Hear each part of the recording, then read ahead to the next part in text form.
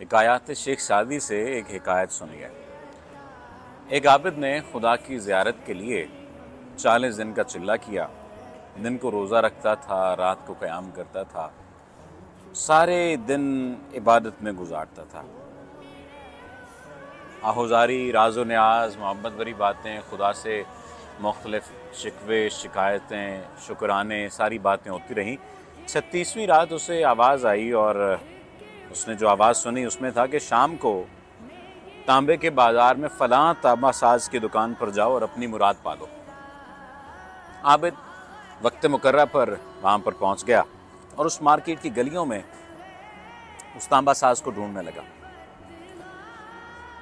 थोड़ी ही देर में वो क्या देखता है कि एक औरत को देखा जो तांबे की जो देगची है वो पकड़े हुए थी और उसे हर तांबा साज को दिखा रही थी और उसे बेचना चाह रही थी। जो भी तांबा साज मिलता था उसे कहता था 4 रियाल, कोई कहता था 3 रियाल, कोई कहता था 2 रियाल।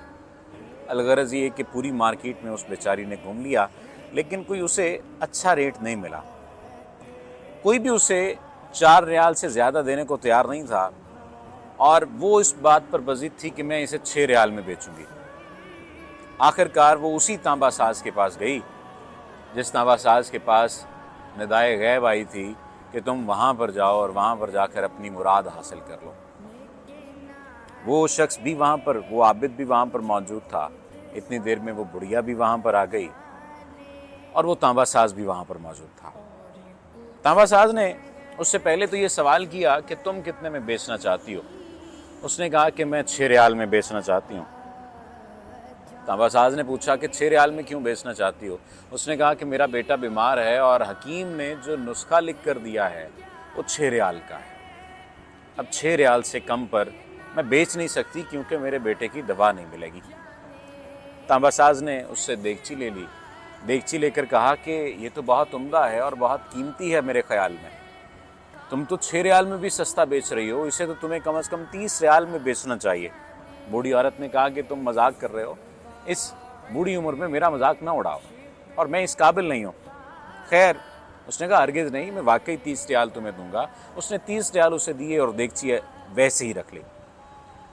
आबिद कहने लगा कि मैं ये सारा माजरा देख रहा था और जब वो बुढ़िया चली गई तो मैंने तांबे वाले जो साहब थे, दुकानदार थे, उनसे पूछा कि चाचा लगता है आपको कारोबार नहीं आता।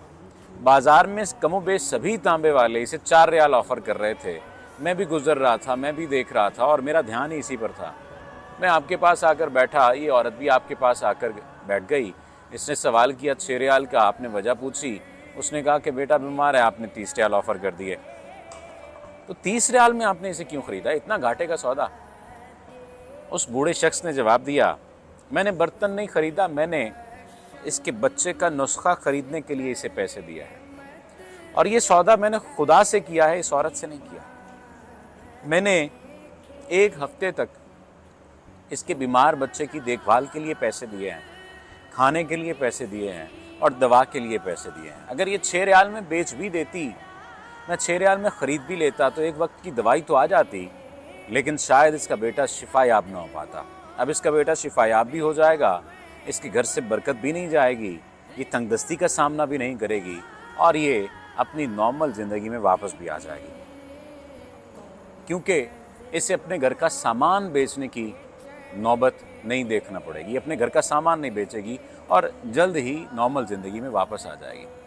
और मैंने ये खुदा के साथ सौदा किया है, इसके साथ नहीं किया। वो आबिद कहने लगा, मैं सोचता और उसको देखता रह गया और इतने में गैब से आवाज़ आई, चिल्ला कशी से मेरी ज़ियारत का शर्फ हासिल करने से कहीं बेहतर है कि तुम ऐसे लोगों की मदद करो जिन्हें तुम्हारी ज़रूरत है, जो तंग दस्ती में हैं। तुम मुझे उनकी मदद में तलाश करोगे। अगर तुम किसी गिरने वाले को थामोगे, किसी गरीब का हाथ पकड़ोगे, तो बजाय इसके कि तुम चिल्ले काटो, मैं खुद चलकर तुम्हारे पास आऊँगा।